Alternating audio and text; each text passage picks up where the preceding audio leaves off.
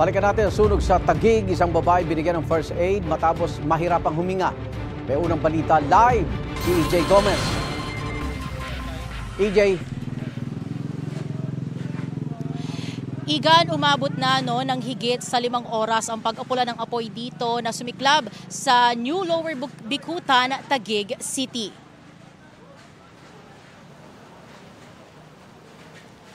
Hanggang sa mga oras na ito, may mga fire trucks na nananatili rito sa lugar. Patuloy pa rin kasi ang pag-apula sa apoy hanggang sa ngayon.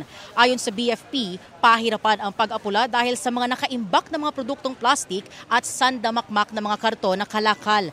Sabi ng may-ari ng junk shop, 2 sa mga truck na nadamay sa sunog ay puno ng mga kalakal na nakatakda na raw sanang i-deliver ngayong araw. Agad naman daw nakalikas ang 5 tauhan ng junk shop nang sumiklab ang sunog kanina. Sa tala ng BFP, may bystander na babaeng 63 anyos ang binigyan ng first aid matapos mahirapan huminga dulot ng makapal na usok. Kung paano inaapula ang apoy, narito ang pahayag mula sa opisyal ng BFP.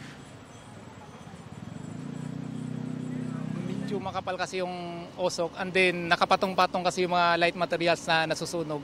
Kaya pag nabubuga nila, namamatay and then nagliliyab po ulit. So halo-halo po kasi nasusunog, may plastic, pero karamihan talaga is yung karton po. Yung parang plywood siya, hindi mga kahoy po. So, and then may mga sasakyan na nasusunog, may mga gasolina po na nasusunog din. Kaya medyo may challenge talaga din.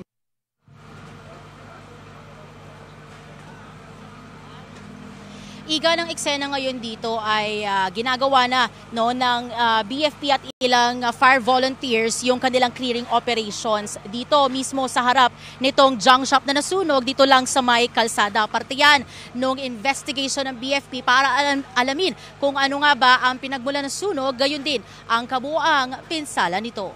At yan ang unang balita mula rito sa Taguig City.